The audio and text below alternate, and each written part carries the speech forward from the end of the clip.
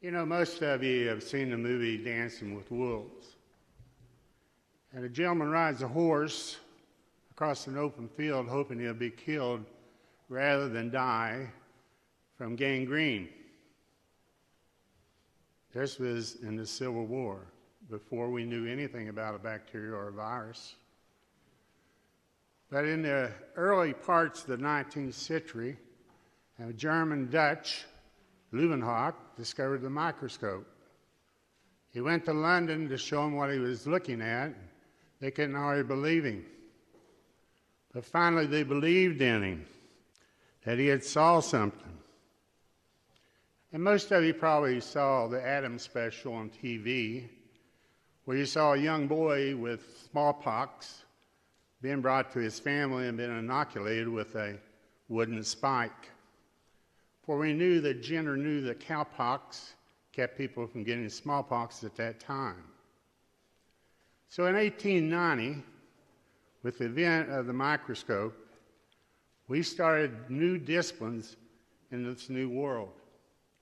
We started new disciplines such as bacteriology, the study of bacteria, virology, which we've used a lot here in the last 2 or 3 years, study of virus, parasitology, study of worms, so forth, microbiology, study of bacteria, immunology, and a lot of people are familiar with T lymphocyte immunity and natural and active,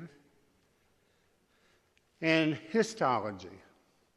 So we get all these disciplines around 1890, and man starts developing on this basic knowledge. As he does with this basic knowledge, a lot of good stories come into the press. I want to give you about 3 of those good ones. There's a man named Lester, who Listerine is named after. He used phenol to wash his hands with after working with dead bodies to deliver children and to reduce childbed fever.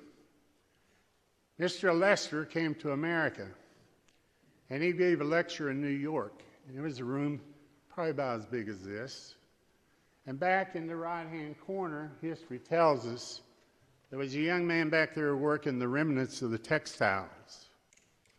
And after listening to Lister, he in his mind, he said, if I could take those remnants and I could put phenol on them, I could call them Band-Aids.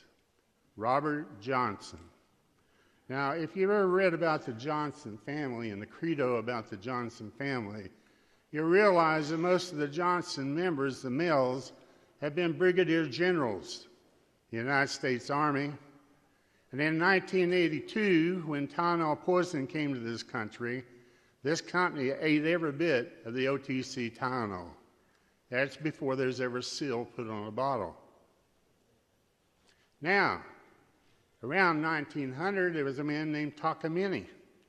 He was a Japanese microbiologist, and he was working aspergillus, working on an enzyme for people to digest food better. Really, he developed Alka-Seltzer, but that's not what he's famous for. He's mostly famous for marrying a beautiful American woman. The second, he locked himself in the lab one night, and he was trying to find adrenaline. As they went to bed that night and they woke up the next morning, there was a ring around the flask and the cylinders, and he looked at his assistant and he says, that's it. So Takamine discovered adrenaline. And we know what an EpiPen, how it saves lives today. But what you don't know is that Takamine bought most of those Japanese trees in Washington, D.C. around the Jefferson Memorial, not the emperor from Japan. He loved America, Takamine did. And the third story that comes out of these disciplines is a man named Karl Weitzman. He was a Polish Jew, had been ran out of Russia and Poland, and been sent into London during the war. Prime Minister David was over ammunition. And as you know, those big barrels like we have in the Missouri, those big white pillows that go in, that's called chlordite. And it's made from acetone. Well, the Germans had cut us off from making acetone because the Germans were really good with the Ruhr Valley and Bayer Chemical Company and all that. So Carl Weitzman was asked to go to his lab and find a remedy for producing acetone. He locked himself in the lab, and when he came out, he had a way of fermenting corn. Sound familiar? We ferment corn in the state of Kentucky every day. But he fermented it with Clostridium and produced acetone. Then the Allies could produce chlordite for explosions for their major battleships. At the time, the royalty came to Carl Weitzman and said, "Do you want to be knighted?" He said, "No, I don't want to be knighted. I only want to go to my homeland when it's made a homeland. I'm Jewish." So in 1947, when our President Truman signed him into a new country, Carl Weitzman, who had discovered a way to make acetone to make explosions, became the first president of Israel. Now, I tell you all those stories to tell you that down through history, God has been with us. God's with us now in this crisis. But as medicine developed and came forward, I'm sure a lot of you in here can remember where turpentine and castor oil is about all we ever had in the house, especially in eastern Kentucky. But as the drugs developed and became more effective, we discovered that the cost of medicine in this country was way above what the man was making to afford it. So we had President Nixon and Senator Kennedy pass the HMO bill with $375 million in 1973. However, the first definition of the HMO is in this history book, and let me read it to you, from Mark 5:25-26.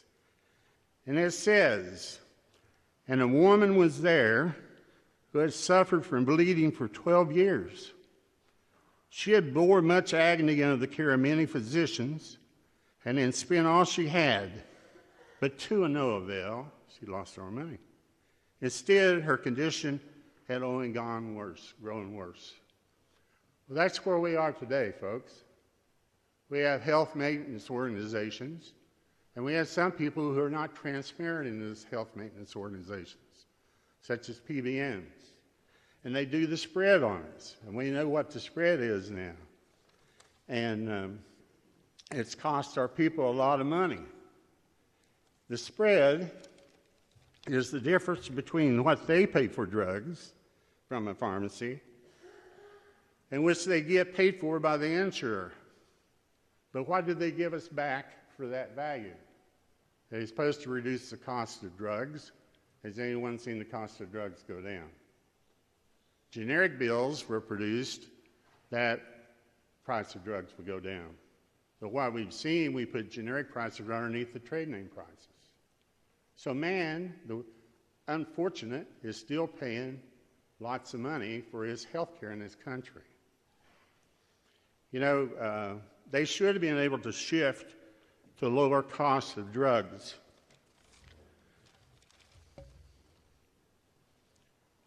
The PBMs consolidated.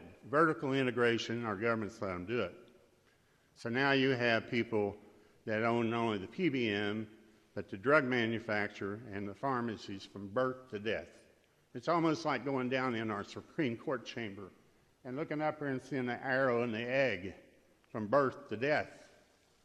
If you go down there and look, you'll see that. So these PBMs have done this. You don't have to use your mind. There's three big ones. They cost us $700 billion a year in this country, gross national product. And they don't give you anything back for that. They have rebate revenue. So, and then transparency, secrecy. Why I did today to tell you about this was only to tell you that there'll be legislation coming up in the future. And I wanted to educate you to let you know how far we have came since 1890 to the present and how things have changed since the first HMO in 1973 was signed by Nixon and Senator Kennedy. Thank you.